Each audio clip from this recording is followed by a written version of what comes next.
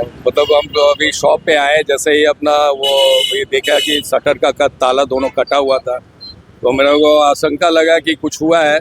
तो मैंने शटर उठाया तो देखा कि मेरा वो ग्लास भी टूटा हुआ है और वो गले से पूरा तोड़ कर उसमें से कुछ कैश वगैरह निकाला है बस। किस चीज की दुकान थी? Shyam auto accessory auto parts का दुकान है मेरा, हेलमेट एसेसरीज के दुकान, भट्टाचार्य मोड़ पे राजेंद्र पथ। कितने की चोरी हुई?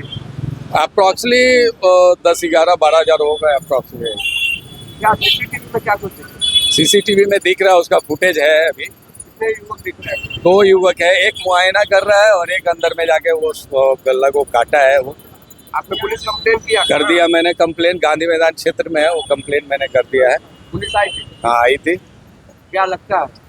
अब तो देखिए वो लोग अपना गश्ती करेंगे, अब देखेंगे क्या है नहीं, वो लोग तो वही बताएंगे। अभी हम लोग जाके उसको सना वगैरह जो भी कंप्लेन लिखा देता हूँ। क्या नाम है? मेरा उमेश कुमार नाम।